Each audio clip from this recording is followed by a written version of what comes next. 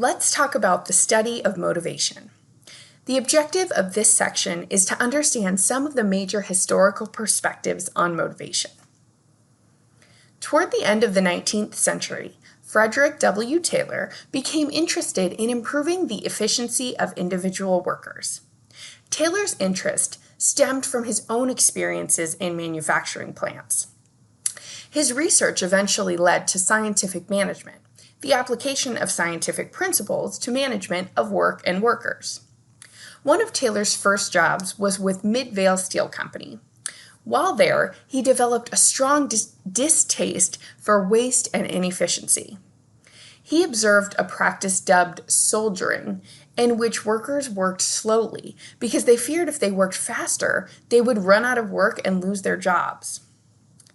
After he left Midvale, Taylor spent several years at Bethlehem Steel. While there, he made his most significant contribution.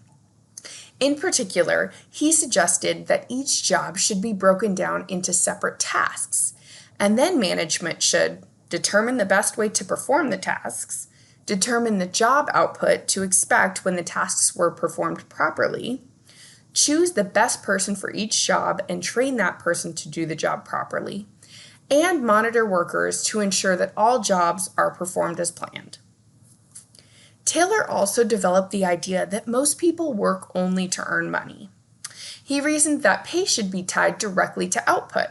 The more a person produces, the more he or she should be paid. This concept gave rise to the piece rate system, under which employees are paid a certain amount for each unit of output they produce. Under Taylor's piece rate system, each employee is assigned an output quota. If they exceed the quota, they receive a higher per unit rate for all work produced, as shown in Figure 10.1. Taylor's system was put into practice at Bethlehem Steel, and the results were dramatic. Taylor's revolutionary ideas had a profound impact on management practice. However, his view of motivation was overly simplistic and narrow. People work for a variety of reasons other than pay. Therefore, simply increasing a person's pay may not increase that person's motivation or productivity. Between 1927 and 1932, two experiments were conducted by Elton Mayo at the Hawthorne plant of Western Electric Company in Chicago. The original objective of these studies, now referred to as the Hawthorne Studies, was to determine the effects of the work environment on employee productivity. The first set of experiments tested the effect of lighting levels on productivity. One group of workers was subjected to varying lighting, while a second was not. Productivity increased for both groups. For the group whose lighting was varied, productivity remained high until the light was reduced to the level of moonlight. The second set of experiments focused on the effectiveness of the piece rate system in increasing the output of groups of workers. Researchers expected that output would increase because faster workers would put pressure on slower workers to produce more. However, output remained constant, no matter what standard rates management set. The researchers concluded that human factors were responsible for the results of the two experiments. In the lighting experiments, researchers had given both groups of workers a sense of involvement in their jobs merely by asking them to participate in the research. The level of light did not matter. In the piece rate experiments, each group of workers informally set the acceptable rate of output for the group. To gain the social acceptance of the group, each worker felt pressure to produce at the same rate as the group pace. The Hawthorne studies demonstrated that such human factors are at least as important as pay rates to motivation. From these and other studies, the human relations movement in management was born. The concept of a hierarchy of needs was advanced by Abraham Maslow, a psychologist. A need is a personal requirement. Maslow assumed that humans are wanting beings who seek to fulfill a variety of needs, which he argued can be arranged from the most basic to the most complex in a sequence known as Maslow's hierarchy of needs, as shown in Figure 10.2. At the bottom of the pyramid are physiological needs, the things we require to survive. These needs include food and water, clothing, shelter, and sleep. At the next level are safety needs, the things we require for physical and emotional security. They may be satisfied through job stability, health insurance, pension plans, or safe working conditions. Next are the social needs, the human requirement for love, affection, and a sense of belonging. These needs are fulfilled in the workplace through the work environment and the informal organization, and outside of the workplace by family and friends. Esteem needs include the need for respect and recognition, the esteem of others, as well as a sense of accomplishment and worth, self-esteem. These needs may be satisfied through personal accomplishment, promotion to positions with greater responsibility, various honors and awards, and other forms of recognition. At the uppermost level are self-actualization needs, the needs to grow and develop as people and to become all that we are capable of being. These are the most difficult needs to satisfy, and the means of satisfying them tend to vary with the individual. Maslow suggested that people work up the hierarchy, satisfying their physiological needs before safety needs, for example. However, needs at one level do not have to be completely satisfied before needs at the next higher level come into play. People can also move up and down the hierarchy. For example, if a person loses a job, he may find himself trying to satisfy safety needs when he only recently had focused on social needs. Maslow's hierarchy of needs provides a useful way of viewing employee motivation. American business has largely been able to satisfy workers' basic needs, but the higher order needs present more of a challenge. Frederick Herzberg interviewed approximately 200 accountants and engineers in Pittsburgh. He asked them to think of a time when they'd felt especially good about their jobs and their work, and describe the factor or factors that had caused them to feel that way. Next, he asked them about a time when they had felt especially bad about their work. He was surprised to find that feeling good and feeling bad resulted from entirely different factors, as shown in Figure 10.3. Herzberg's interviews convinced him that satisfaction and dissatisfaction are different dimensions altogether. The idea that satisfaction and dissatisfaction are separate and distinct dimensions is referred to as the motivation hygiene theory. The job factors that Herzberg found most frequently associated with satisfaction are achievement, recognition, responsibility, advancement, growth, and the work itself. These factors are generally referred to as motivation factors because their presence increases motivation.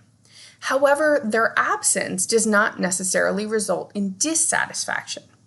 When motivators are present, they act as satisfiers. Dissatisfaction is caused by job factors such as supervision, working conditions, interpersonal relationships, pay, job security, and company policies and administration. These hygiene factors reduce dissatisfaction when they are present to an acceptable degree. However, they do not necessarily result in high levels of motivation. Herzberg provides explicit guidelines for using the motivation hygiene theory of employee motivation. He suggests that the hygiene factors must be present to ensure that a worker can function comfortably. But he warns that a state of no dissatisfaction cannot exist. Managers should utilize hygiene factors to make the work environment as positive as possible, but should then expect only short-term improvements in motivation. Managers must focus instead on providing those satisfiers that will enhance motivation and long-term effort. Employee pay has proven to be more effective than is explained by Herzberg's theory. He suggests that pay only provides short-term motivation. Yet, in many organizations, pay is a form of recognition and reward for achievement, and recognition and achievement are both motivation factors. The concept of Theory X and Theory Y were advanced by Douglas McGregor in his book, The Human Side of Enterprise. They represent opposing sides of assumptions that underlie management's attitudes and beliefs regarding worker behavior. Theory X is a concept of employee motivation generally consistent with Taylor's scientific management. Theory X is based on the following assumptions. People dislike work and try to avoid it. Because people dislike work, managers must coerce, control, and frequently threaten employees to achieve organizational goals. And people generally must be led because they have little ambition and will not seek responsibility. They are concerned with mainly security. Theory Y is a concept of employee motivation generally consistent with the ideas of the human relations movement. Theory Y is based on the following assumptions. People do not generally dislike work. In fact, work is an important part of all of our lives.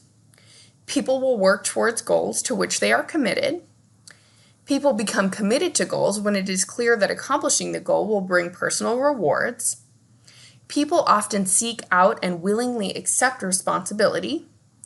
Employees have the ability to accomplish organizational goals, and organizations generally do not make full use of their human resources.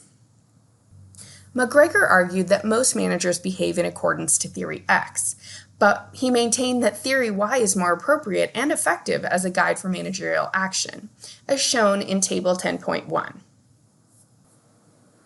William Uchi, a management professor at UCLA, studied business practices in American and Japanese firms. In Japan, Uchi found what he calls Type J firms. They are characterized by the following: lifetime employment, collective or group decision-making, collective responsibility for the outcomes of decisions, slow evaluation and promotion, implied control mechanisms, non-specialized career paths, a holistic concern for employees as people. American industry is dominated by what Uchi calls Type A firms, which follow a different pattern. They emphasize short-term employment, individual decision-making, individual responsibility for the outcomes of decisions, rapid evaluation and promotion, explicit control mechanisms, specialized career paths, and a segmented concern for employees only as employees. A few very successful American firms represent a blend of the Type J and Type A patterns. These Type Z organizations emphasize the following: long-term employment, collective decision-making, individual responsibility for the outcomes of decisions, slow evaluation and promotion, informal control along with some formalized measures, moderately specialized career paths, and a holistic concern for employees. Uchi's Theory Z posits that some middle ground between his Type A and Type J practices is best for American business, as shown in Figure 10.4. A major part of Theory Z emphasizes participative decision-making. Reinforcement theory is based on the premise that people will repeat behavior that is rewarded and will cease behavior that is punished. A reinforcement is an action that follows directly from a particular behavior. Reinforcements can take a variety of forms and can be used in a number of different ways. A positive reinforcement strengthens desired behavior by providing a reward. A negative reinforcement strengthens desired behavior by eliminating an undesirable task or situation. Punishment is a consequence of undesirable behavior.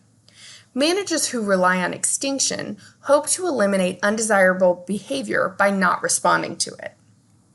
The effectiveness of reinforcement depends on which type is used and how it is timed.